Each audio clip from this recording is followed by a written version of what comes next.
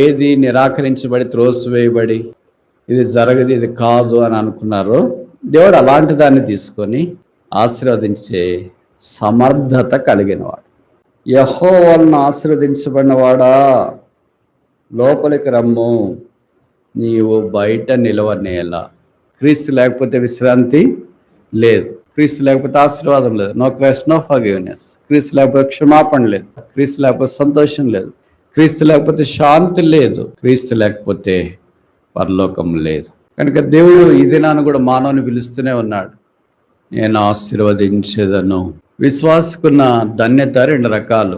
ఒక నాణ్యం రెండు వైపులు ఎలాగుంటుందో బొమ్మ బొరస అని, విశ్వాసి కూడా దేవుడు అలాగే చేయాలని కోరతాడు. ఒకవైపు ఏంటంటే నీవు ఆశీర్వదించబడదు, రెండవ వైపు ఏంటంటే నీవు ఆశీర్వాదముగా దేవుడు మనిషిని ఆశీర్వాదం కొరకు పిలుస్తాడు. ఆ పిలుపుకి ఎవరు స్పందిస్తారో వారు దేవుని ఆశీర్వాదం నుండి మినహాయం పొందలేరు. అంటే అర్థమేంటి? దేవుని ఆశీర్వాదం పొందకుండా దాటిపోలేరు. దేవుడి దినాన్ని కూడా అదే పిలుపును మనకు కూడా విస్తరింపజేస్తున్నాడు. ఈ వాక్యాన్ని గురించి కొన్ని మాటలు వాక్యంలో నుండి మనం పరిగెరుకోవటానికి ప్రయత్నం చేస్తాం.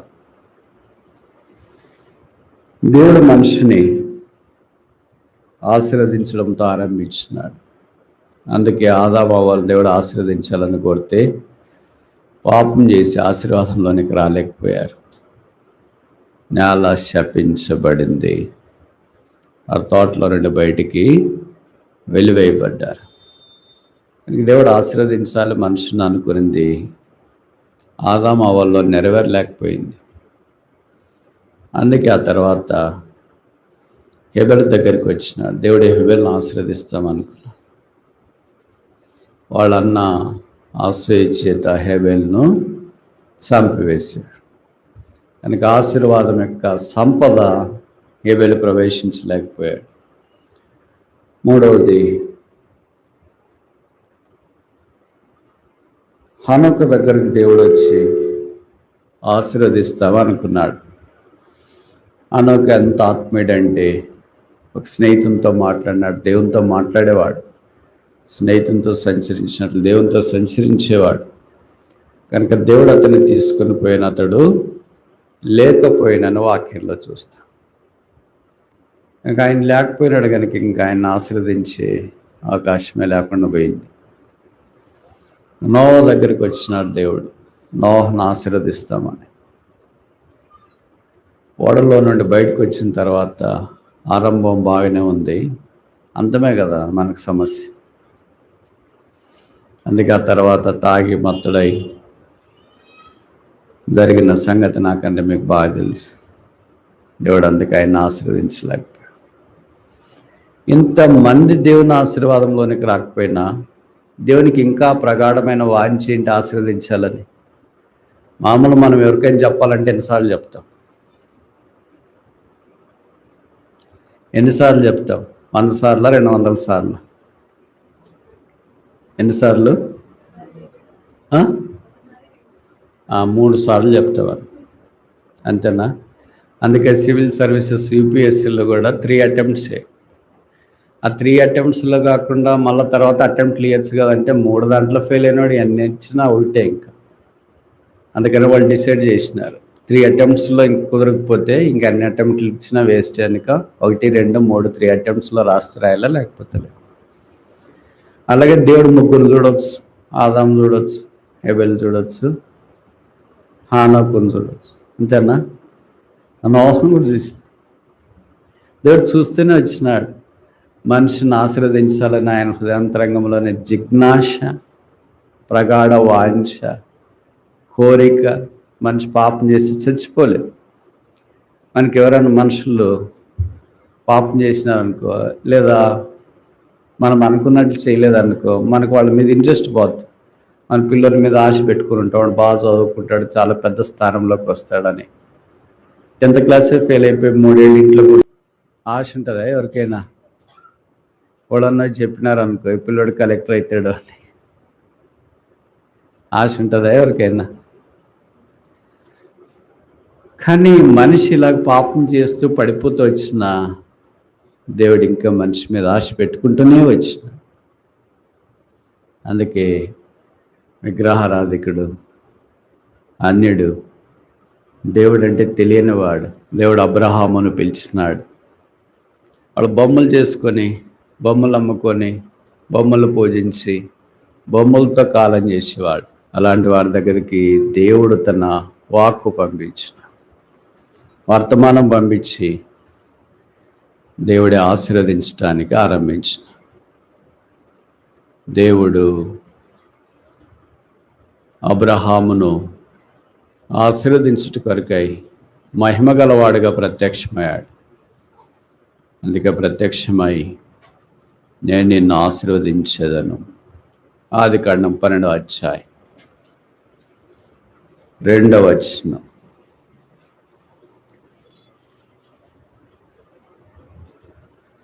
Genesis chapter 12 verse 2. ఆదికాండం 12:2. నిన్ను గొప్ప జనముగా చేసి నిన్ను ఆశీర్వదించి నీ నామమును నీవు ఆశీర్వాదముగా ఉండు. నీవు ఆశీర్వదించిన ఎడల ఎన్నటెన్నటికీ ఆశీర్వాదమే. మొదటిది కాల్ ఫర్ ఎ బ్లెస్సింగ్, ఆశీర్వాదం కొరకైన పిలుపు. దేవుడు మనిషిని ఆశీర్వాదం కొరకు పిలుస్తాడు. ఆ పిలుపుకి ఎవరు స్పందిస్తారో వారు దేవుని ఆశీర్వాదం నుండి మినహాయం పొందలేరు. అంటే అర్థమేంటి? దేవుని ఆశీర్వాదం పొందకుండా దాటిపోలేరు. దేవుడి దినాన్ని కూడా అదే పిలుపును మనకు కూడా విస్తరింపజేస్తున్నాడు. దీన్ని కొత్త నిబంధనలో రివైజ్డ్ మెథడ్లో ఏం చెప్పారంటే, మత్తయి సువార్త 11:29-30. కాబట్టి ప్రయాసపడి భారం మోసుకుంటున్న సమస్త జనులారా నా దగ్గర రండి, నేను మీకు విశ్రాంతి. అనే దగ్గర బ్రాకెట్లు పెడదామా? ఏమని? ఆశీర్వాదము కలగచ్చు. కనుక విశ్రాంతులు అన్ని ఇమిడి ఉన్నాయి. ఎందుకంటే ఆ విశ్రాంతి యేసుప్రభువే. Christ is the rest. No Christ no rest. క్రీస్తు లేకపోతే విశ్రాంతి లేదు. No Christ no blessing. క్రీస్తు లేకపోతే ఆశీర్వాదం లేదు. No Christ no forgiveness. క్రీస్తు లేకపోతే క్షమాపణ లేదు. No Christ no joy. క్రీస్తు లేకపోతే సంతోషం లేదు. No Christ no peace. క్రీస్తు లేకపోతే శాంతి లేదు. No Christ no heaven. క్రీస్తు లేకపోతే పరలోకం లేదు. And Christ is all in all and is everything. క్రీస్తు అన్నిటివాడు. ఆయనకు మినహాయింపు ఏమీ లేదు. కనుక దేవుడు ఈ దినాన్ని కూడా మానవుని పిలుస్తూనే ఉన్నాడు. ఐ విల్ బ్లెస్ ది, నేను ఆశీర్వదించేదను. విశ్వాసకున్న ధన్యత 2 రకాలు. ఒక నాణ్యం 2 వైపులు ఎలాగుంటుందో బొమ్మ భరోసా అని. విశ్వాసి కూడా దేవుడు అలాగే చేయాలని కోరతాడు. ఒకవైపు ఏంటంటే నీవు ఆశీర్వదించబడదు, దౌ షల్ బి బ్లెస్డ్. రెండవ వైపు ఏంటంటే దౌ షల్ బి ఏ బ్లెస్సింగ్, నీవు ఆశీర్వాదముగా. నేనొక్కడే ఆశీర్వదించబడి, నేనొక్కడే ఇంత తిని, నేనొక్కడే ఇన్ని బట్టలు కట్టుకుని, నేనొక్కడే ఇన్ని కార్లు కొనుక్కొని, నేనొక్కడే ఇంత ఉంటే నేను క్రైస్తవుడు కావాల్సిన పని లేదు. I must be a blessing for others too. The Lord blessed me so that I can be a blessing for others. దేవుడు నన్ను ఎందుకు ఆశీర్వదిస్తాడంటే నేనే ఫుల్గా తినేసి దండికి తలపట్టుకుని ఉండాలని కాదు. I am blessed so that I can be a blessing for others. నేను ఇతరులకు ఆశీర్వాద కారణముగా ఉండనట్లు దేవుడు నన్ను ఆశీర్వదిస్తాడు. అలాగే మనల్ని ఆశీర్వదిస్తాడు. అబ్రహామును అలాగే దేవుడు ఆశీర్వదించినాడు. I will bless thee and thou shalt be a blessing. నేను నిన్ను ఆశీర్వదిస్తా, నీవు ఆశీర్వాదంగా ఉంచు. అబ్రహాం ఇతరులకు ఆశీర్వాదంగా ఉన్నాడు. అబ్రహాం ఇంట పుట్టిన ఎంతమంది? 318 మందికి అబ్రహాం ఎవరు? వెరీ గుడ్, చాలా బాగా చెప్పారు. అబ్రహాం ఎవరు? ఆశీర్వాదానికి జనకుడు. కనుక 318 మంది కూడా అబ్రహాం ద్వారా ఆశీర్వదించబడ్డారా లేదా? 318 మంది అబ్రహాము ద్వారా ఆశీర్వదించబడ్డారా లేదా? ఎట్లా చెప్తారు ఆశీర్వదించబడ్డారు? సరే నేను చెప్తా చూడండి. 24వ అధ్యాయం ఆదికాండం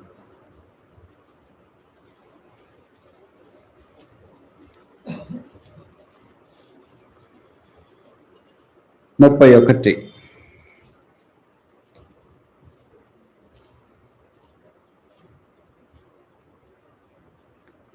ఆదికాండం 24:31. Genesis chapter 24:31. ఎవరైనా చదువుతారా? చదవాలి. నేను చదువుతానులే. లాబాను, యెహోవా వలన ఆశీర్వదించబడినవాడా, లోపలికి రమ్ము, నీవు బయట నిలవనేలా. ఎవరి వ్యక్తి? ఏలియాజర్. ఏలియాజర్ ఎవరు? 15:2. ఆదికాండం 15:2. అందుకు అబ్రాము, ప్రభువైన యెహోవా నాకేమిచ్చినానేమి? నేను సంతానం లేని వాడనై పోవచ్చున్నానే. దమస్కు ఏలియాజరే నా ఇంటి ఆస్తికర్తగును గదా. ఎవరైనా పనివాడు. ఇప్పుడు 24:31 మనం ఏం చదివాం? యెహోవా వలన ఏలియాజర్ ఆశీర్వదించబడినవాడా, శపించబడినవాడా? అది ఎవరికి తెలిసింది? లాబాను ఎక్కడున్నాడు? అబ్రాము దగ్గర ఉన్నాడా? దగ్గర ఉంటే ఏదో చూసింటే తెలుస్తుంది అనుకోవచ్చు. లాబానికి అబ్రాహాముకి ఆనంత దూరం. మరి ఈ దినాల్లో మాదిరి ఏదైనా మొబైల్లో SMS, WhatsApp, Facebook, social media ఉంటే పోస్ట్ చేశారులే, అది లాభాన్ని చూసింటాడులే, అందుకే తెలిసింటదిలే అనుకోవటానికి. ఈ వాక్యము రాయకుండా ఉండే మందిరం ఎక్కడన్నా మీరు చూసింటే చేయొద్దండి. మందిరమే కాదు, వేరే చర్చిలు, ఏ చర్చి దగ్గరైనా ఇప్పుడు ఈ వాక్యం రాస్తారు. కేథలిక్ వాళ్ళు కూడా ఇది రాస్తున్నారు. యెహోవా వలన ఆశీర్వదించబడినవాడా, నీవు బయట నిలవనేలా. ఇంక ఇది అబ్రహాం ఆశీర్వాదం కాకుండా ఎవరిదంటారు? ఈ అబ్రహాముకు సంబంధించిన వచనం రాయరు, కానీ అబ్రహాము ద్వారా ఆశీర్వాదంలోనికి ప్రవేశించిన దాసుని గురించిన ఆశీర్వాదము ప్రపంచంలో ఎన్ని మందిరాలకు రాసిరో లెక్కింపలేనంత దానికి రాసింటారు. ఈ వాక్యం రాయలేని చర్చి నేను చూసినాను అనేది చాలా అరుదు.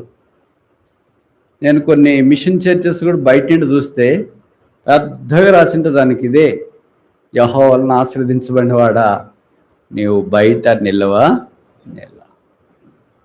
What a grace it is. దేవుడు ఎంత కృప అనుగ్రహించినాడు.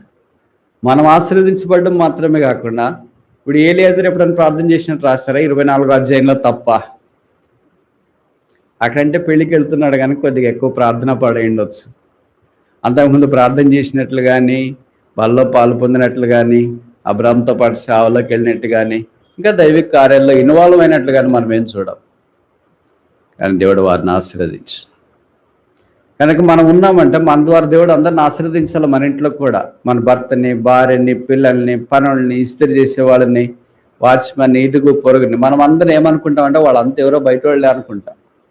ఏదో ఒక పూట భోజనం పెడితే మిగిలిన దోశలు, ఇడ్లీలు, చపాతీలు ఇచ్చేస్తే అయిపోద్దులే అనుకుంటాం. అది కాదు, అలాంటి వాళ్ళు కాదు అబ్రహాములు. నీ ద్వారా పక్కన వాళ్ళు ఆశీర్వదించబడేది నువ్వు చెప్పాల్సిన పనిలేదు. దాన్ని నువ్వు చెప్పలేవు కూడా. లాబాను లాంటి వాళ్ళు చూస్తారు. లాబానికి యెహోవా ద్వారా ఈయన ఆశీర్వదించబడ్డాడని ఎలాగ తెలిసింది? మరి దేవుని ఆశీర్వాదం అలా పొర్లి ప్రవహిస్తూ ఉంటుంది. కనుక సామాన్యమైన వాళ్ళు, దూరం ఉన్న వాళ్ళు, పరిచయం లేని వాళ్ళు ఆశీర్వాదాన్ని చూస్తారు.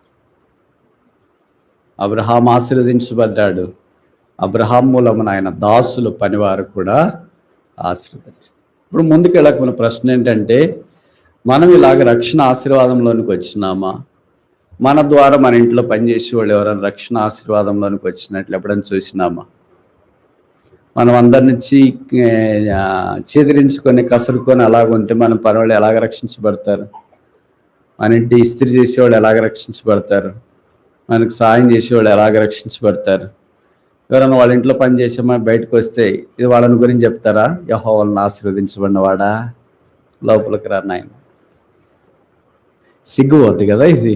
మన పని వాళ్ళకి స్టేట్మెంట్ చెప్తే పోద్దా లేదా? చెప్పండి, అంత సైలెంట్గా ఉండొద్దండి.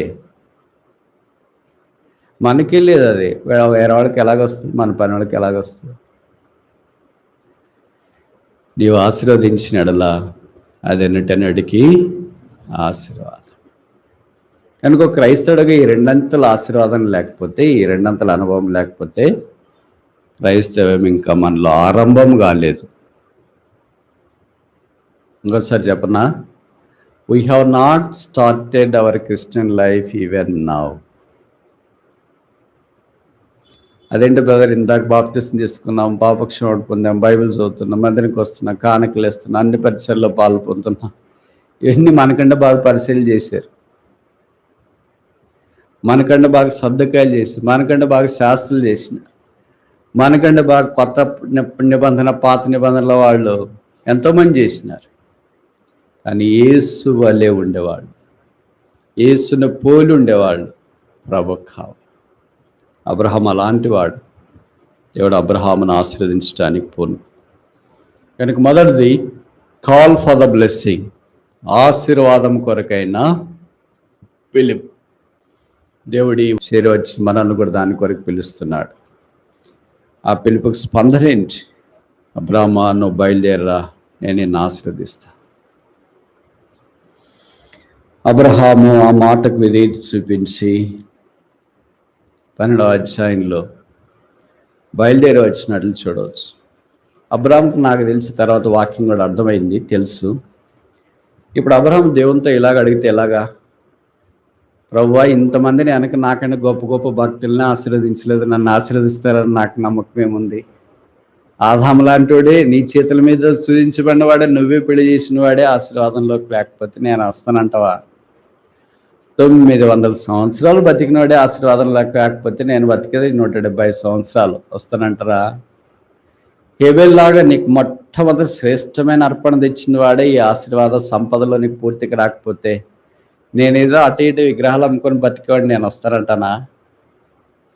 ఆనోకులాగా నీతో నడిచి నీతో పాటు ఉంటానికి కొనిపోబడిన వాడే ఈ ఆశీర్వాద సమృద్ధిని అనుభవించలేకపోతే నాకు వీలవుద్దంటారా? నోహలాగా తనను తన కుటుంబాన్ని రక్షించుకోవడానికి ఒక పెద్ద ఓడగట్టిన మెరైన్ ఇంజనీర్ లాంటి వాడే ఈ ఆశీర్వాద సంపదలోకి రాకపోతే నేనేదో అటు ఇటు కాలక్షేపం చేసుకుని నేను వస్తానంటున్నా. That's God. What is rejected, what is despised, what is impossible, what is mean, what is base, what is insignificant will become a blessing provided God works on it. ఏది నిరాకరించబడి త్రోసివేయబడి ఇది జరగదు, ఇది కాదు అని అనుకున్నారో దేవుడు అలాంటి దాన్ని తీసుకొని ఆశీర్వదించే సమర్థత కలిగినవాడు. పౌలు చెప్పిన మాట అదే, పనివానికి జీతము రుణమే కానీ, రుణమేనా? 4వ అధ్యాయం దానముగా ఎంచబడదు కదా అది. రోమపత్రిక 4వ అధ్యాయం 4వ వచనం, పని చేయవానికి జీతం రుణమే కానీ దానమని నువ్వు పని చేస్తూ ఉంటే నీకు వచ్చే నెలకు జీతం, దాని దానమని. దానం అంటే నువ్వు ఏం చేయకపోయినా నీకు ఇచ్చిపోతారు ఎవరైనా. గేట దగ్గర కూర్చున్నావు, అమ్మా ఏం పని చేయట్లేదు, నువ్వు దానం ఇచ్చిపోతారు. ఎంత రూపాయలు, 2 రూపాయలు, 5 రూపాయలు, 10 రూపాయలు. ఇప్పుడు అబ్రహాముని గురించి పౌలు ఒక అధ్యాయం అంతా వివరించడానికి పూనుకున్నాడు. చూడు, పాత నిబంధనలో నుండి బయటకు తీసుకుని వచ్చి ఒక వ్యక్తి కొరకు కొత్త నిబంధనలో ఒక అధ్యాయం అంతా డివోట్ చేయడం నాకు తెలిసి అబ్రహాం విషయంలోనే అనుకుంటా. అది పౌలు లాంటి పండిట్. 4వ అధ్యాయం Roman illustrated on the faith of Abraham. Abraham యొక్క విశ్వాసాన్ని గురించి గ్రంథస్థం చేయబడి. కనుక మనం ఎంతో పని చేసినాం, దేవుడు ఎంతో ఆశీర్వదించినాడు అంటే జీతం. దానం అనేది అలా కాదు, ఎక్కడో పడి చేయడం, అటు ఇటు తిరుగుతున్న అబ్రహాముని దేవుడు తీసుకొని వచ్చి ఆశీర్వాదకరంగా చేసి, క్రియల వల్ల కలిగింది కాదు, ఎవడనో అతిశయింప వీలు లేదు. కనుక దేవుడు ఎవరిని కనికరిస్తాడో వాడిని కనికరిస్తాడు, ఎవరి మీద జాలి చూపుతాడో వాని మీద జాలి చూపుతాడు. కనికరం పొందిన వాని యందు గాని జాలి పొందిన వాని యందు కానీ ఏమీ లేదు.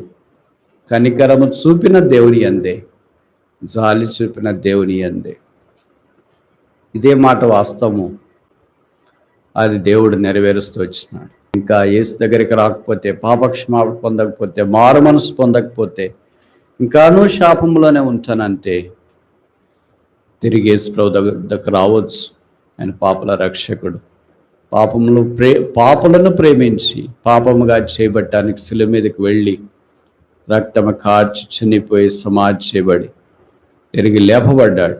యేసు రక్తం ప్రతి పాపము నుండి మనల్ని కడిగి పవిత్రులుగా చేయి. కనుక ప్రభు అయిన యేసునందు విశ్వాసం ఉంచండి, శాపం నుండి ఆశీర్వాదంలోనికి రండి. యేసునందు విశ్వాసం ఉంచండి, జీవితం మార్చబడే అనుభవంలోనికి రండి. యేసునందు విశ్వాసం ఉంచండి, పాప క్షమాపణ సమాధానంలోనికి రండి. యేసునందు విశ్వాసం ఉంచండి, క్రొత్త జీవం, ఎ బ్రాండ్ న్యూ లైఫ్ అనుభవించండి. యేసునందు విశ్వాసం ఉంచండి, మీరు ఇతరులకు ఆశీర్వాదముగా చేయబడతారు. ఒక మనిషి 318 మందికి కనీసం మినిమం, అది మినిమం నంబర్. ఆయనకి మ్యాక్సిమం లెక్కలేదు. ఎందుకంటే ఆయన సంతానమే ఆకాశంలోని నక్షత్రాలంతా, సముద్ర తీరమందలి ఇసుక రేణువులంతా. That is the measure of the God's blessing. నా could you measure it, fathom it, scale it? చేస్తారా? ఇక్కడ ఎవరైనా అలాంటి ఇంజనీర్ ఉంటే చేయొద్దండి, బీటెక్ ఫెయిల్ అయినా పర్లేదు.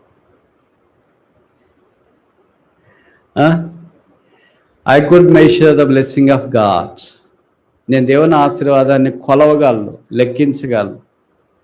అబ్రహాము ఆకాశంలో నక్షత్రాలు ఎన్నున్నాయో, సముద్ర తీరంలో ఇసుక రేణువులు ఎన్నున్నాయో అవి ఎవరు లెక్కించలేరు అన్నారు. బట్ ఐ కెన్ ట్రై అనేవాళ్ళు ఉన్నారు ఎక్కడైనా.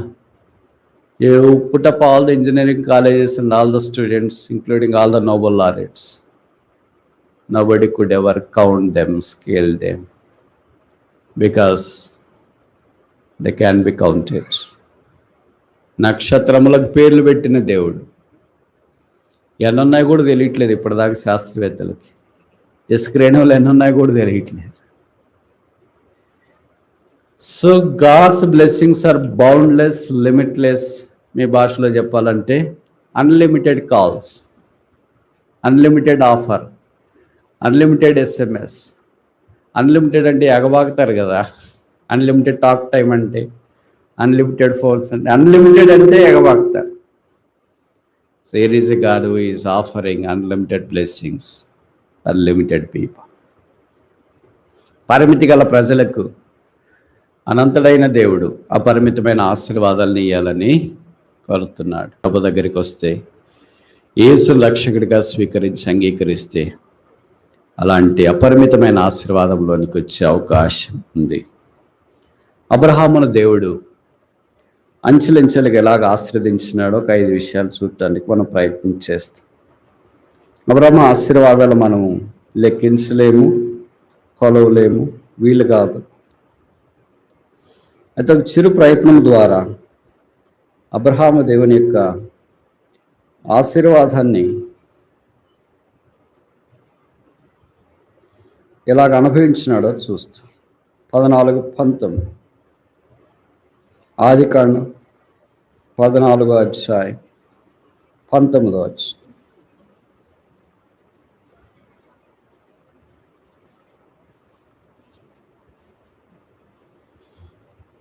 అప్పుడతడు అబ్రామును శపించే. ఈ మాట ఆదికాండంలో మరల కనిపిస్తుంటుంది.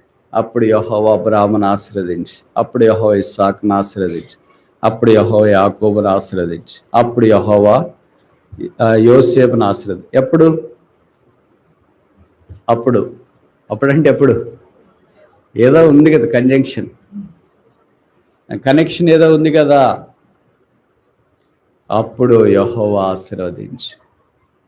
కనుక దేవుడు మనిషిని ఆశీర్వదించడానికి తన సమయం కొరకు ఎదురు చూస్తాం. మనం ఏమనుకుంటామంటే మన సమయంలో దేవుడు ఆశీర్వదించాలని మనం అనుకుంటాం. దేవునికి మనకున్న కాన్ఫ్లిక్ట్ అది, పోరాటం అది. ఆ కారణం చేత అనేక సార్లు దేవుని ఆశీర్వాద సంపదను మనం అనుభవించలేకపోతున్నాం. విషాదకరమైన సంగతి ఏంటంటే, దేవుడు ప్రత్యక్షమై అబ్రహామును ఆశీర్వదించడానికి పూనుకుంటూనే ఉన్నాడు. అందుకే దేవుడు అబ్రహామునకు ప్రత్యక్షమై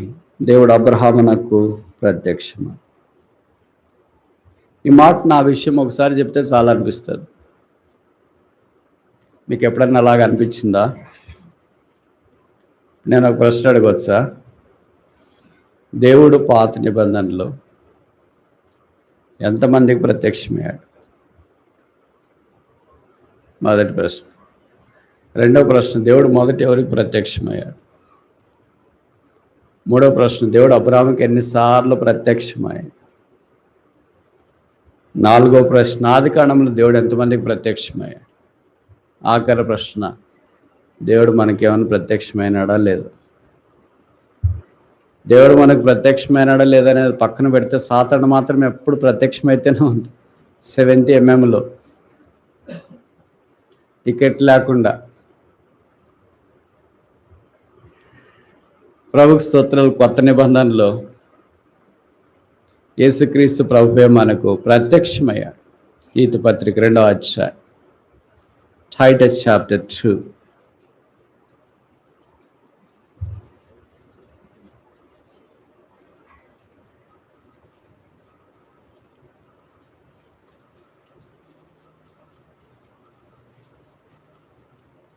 తీతు పత్రిక 2వ అధ్యాయము 11వ వచనం. 2:11. ఏలైనగా సమస్త మనుషులకు రక్షణకరమైన దేవుని కృప ఏమైంది? ప్రత్యక్షమైంది. దేవుని కృప ఎవరు దేవుని కృప? యేసుక్రీస్తు. 13వ వచనం. అనగా మహాదేవుడు మన రక్షకుడైన యేసుక్రీస్తు మహిమ యొక్క కనుక Jesus Christ is the grace of God manifested in the fullness of God's time. గలతీ 4:4 చెప్పబడింది, in the fullness of God time God sent forth his sun.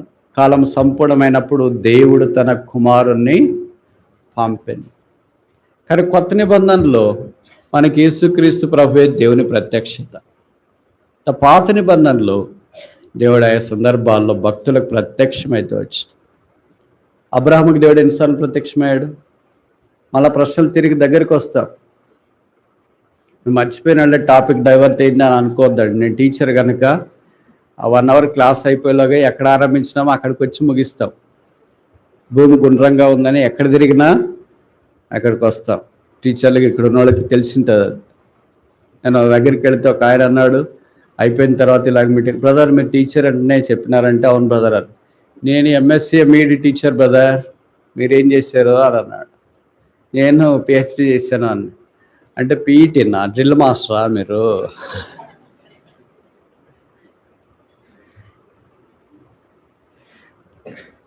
కాదులే బ్రదర్, ఇది ఒక కోర్సు అని అన్నారు.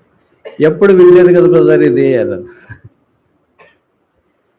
ఎంఎస్సి చేసి బీఈడి చేసి పిహెచ్డి అనేది ఎప్పుడు వినలేదంటే నాకు ఇప్పుడు అనుమానం వచ్చింది, నిజంగా ఎంఎస్సి చేశాడా అని. కానీ సంగతి ఏంటంటే, దేవుని వాక్యం ఎక్కడ ఆరంభిస్తామో అక్కడ ముగించడానికి సాధారణంగా ప్రయత్నం చేస్తాం. దేవుడు ప్రత్యక్షమైన నరుడు ఎంత ధన్యుడు. కానీ కొత్త నిబంధనలో మనకి యేసు ప్రభువే ప్రత్యక్షమాడు. పాత నిబంధనలు ఆయా సందర్భాల్లో దూతలు వచ్చి ప్రత్యక్షమైతే, దూత కనిపిస్తే వాళ్ళు భయపడినారు భక్తులు, అయ్యో మనం చనిపోతామేమో అని. కొత్త నిబంధనలో కూడా మొదటి జకర్యాకు దూత కనిపిస్తే భయపడ్డాడు, చనిపోతానేమో అని. మరెక్ కూడా దూత కనిపిస్తే, గాబ్రియల్ దూత, భయపడింది ఆమె. గొర్రెల కాపర్లకు దూతలు కనిపిస్తే వాళ్ళు కూడా భయపడినారు, ఎందుకంటే కనిపిస్తే ఇంక రావడమే. అలాగే పాత నిబంధన. ఇప్పుడు కొత్త నిబంధనలో యేసు ప్రభు కనిపిస్తే వీళ్ళు చంపేటట్టున్నారు ఆయన్ని. అందుకని బైబిల్లో రాయబడింది, దేవాలయంలో దాగి ఉండేను, వెళ్ళిపోయాను, వారు ఆయన చంప ప్రయత్నం చేసి. దేవుని దూతను చూస్తే మనుషులకు భయం వేసింది, దేవుణ్ణి చూస్తే మనుషులకు చంపాలనిపించింది. మనిషి స్వభావం ఎంత చెడ్డది చూడండి.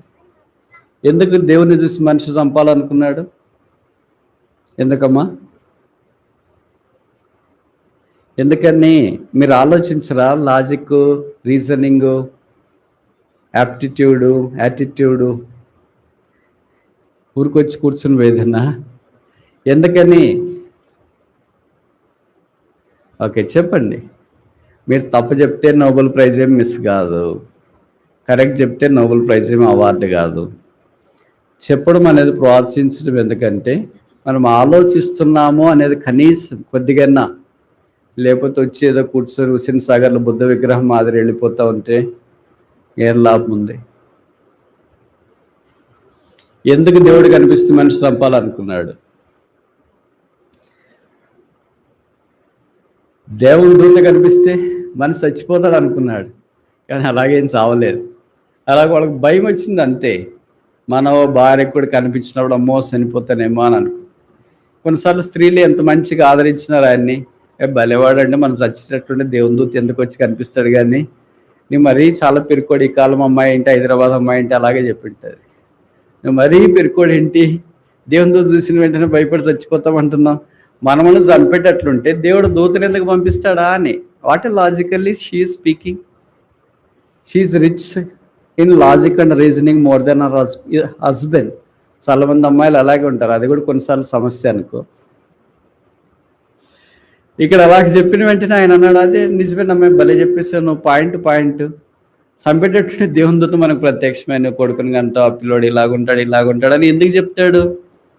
మనం బతకబోతున్నాం కనుకనే అలాగే చెప్తాడు. దేవుడు మన ద్వారా ఆశీర్వదిస్తున్నాడు కనుకనే అలాగే చెప్తాడు.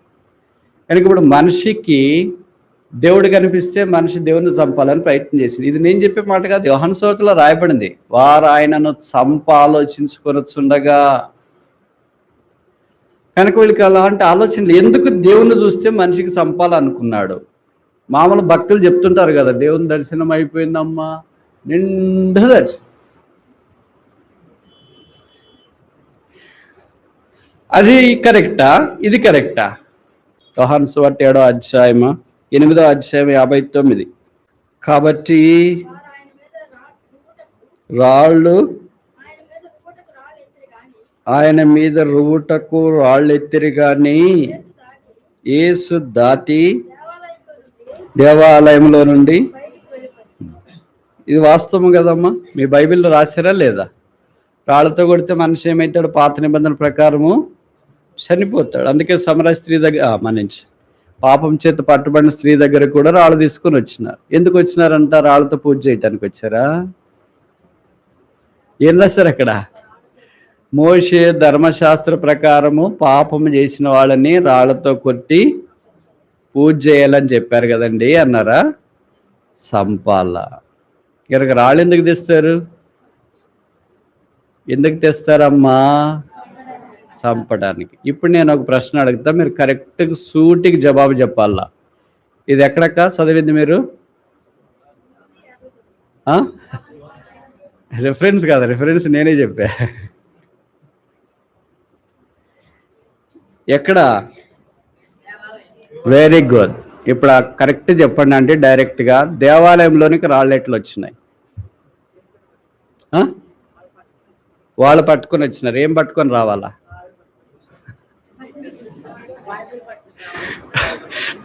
దేవాలయంలోనికి ఏం పట్టుకొని రావాలా? బైబిల్, పాటల పుస్తకం, ఇదేనా దైవికమైంది పట్టుకొని రావాలి కదా. ఈ రాళ్ళు ఎందుకు పట్టుకొని వచ్చినారు అంటే మీరు ముందే చాలా ప్లాన్లు వేసుకొని వచ్చినారనమాట, అంతేనా? ఇది ప్రీ ప్లాన్డా, పోస్ట్ ప్లాన్డా, ఇన్స్టెంట్ ప్లానా? ఎప్పుడు ప్లాన్ ఇది? ప్రీ ప్లాన్ అంటే మరి ఎలాగ తెలిసింది వాళ్ళందరికీ ఇలాగ చంపాలని?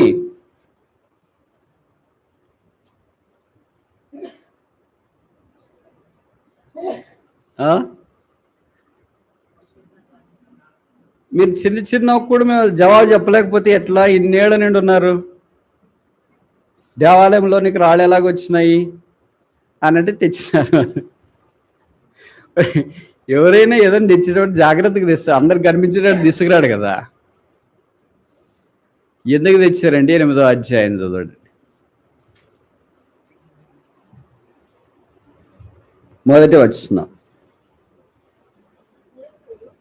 యేసు వెళ్ళెను, తెల్లవారుగానే యేసు తిరిగి దేవాలయంలోనికి చాలక. ఇప్పుడు చదవండి, ఏ వచనము? 7వ వచనం. ఎక్కడ? ఏమని అడుగుతున్నారు?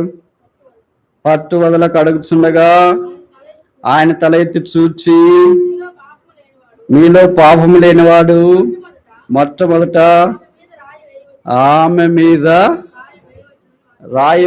ఎవరు తెచ్చినారు? రాయి ఎవరు తెచ్చినారు? రాళ్ళు ఎవరు తెచ్చినారు? 9వ వచనం. వారు ఆ మాట విని పెద్దవారు మొదలుకొని చిన్నవారి వరకు. ఇప్పుడు చెప్పండి, ఒకరి వెంట ఒకడు బయటికి వెళ్ళారు. వచ్చేటప్పుడు ఎట్లా వచ్చినారు? ఇప్పుడు వెళ్ళేటప్పుడు ఎట్లా వెళ్తున్నారు? రాళ్ళు ఎక్కడ పడేసినారు? ఎవరి కొరకు తెచ్చినారు? ఇప్పుడు ఎవరి కొరకు వాడుతున్నారు? ఇప్పుడు అర్థమైందా వాక్యము? అంటే ఇట్లా అరటిపండు మాదిరి తీసి ఒలిచి ఎట్టు చేస్తే ఇప్పుడు దేవాలయంలోనికి రాళ్ళు ఎందుకు తెచ్చినారంటే మనిషి కొరకు తెచ్చినారు. మనిషి కొరకు తెచ్చిన రాళ్ళు ఇప్పుడు మనిషిని దేవుడు తప్పించి, ఆయన ఎంత కరుణగలవాడు కదా, ఆ రాళ్ళు ఆయనే ఎంచుకోవటానికి ఇష్టపడ్డాడు. ఆ రాయి ఎవరి మీద పడాలా? నా మీద పడాలా. ఇప్పుడు ఆ రాయి ఎవరికి వచ్చింది? దేవుడు భరించడానికి ఇష్టం. అందుకే దేవాలయం కంటే గొప్పవాడు ఇక్కడ. ఎవరికి పని చేస్తారు? దేవుడు తప్ప. సాధారణంగా మన మీదకి రాళ్ళు వస్తే మనం వేరే వారి మీదకి రాయి పంపించడానికి ప్రయత్నం చేస్తాం. ఈ దేవుడు ఏం చేస్తున్నాడంటే, ఎవరి మీదకి శిక్ష రావాలో, ఎవరి మీదకి రాయబడాలో ఆ రాళ్ళన్నీ తీసి ఆయన మీద వేసుకో. ఇప్పుడు ఈ వాక్యము యెషయా 53వ అధ్యాయంలో ప్రవచనానికి నెరవేర్పు కాదా? ఏంటది? మన దోషములు దేవుడు ఆయన మీద, మన కొరకు ఆయన వ్యసనాక్రాంతుడిగా మార్చబడి, ఆయన మన పాపములను భరించింది. ఎవరి మీదకో రావాల్సింది, ఎవరి మీదకో వచ్చింది.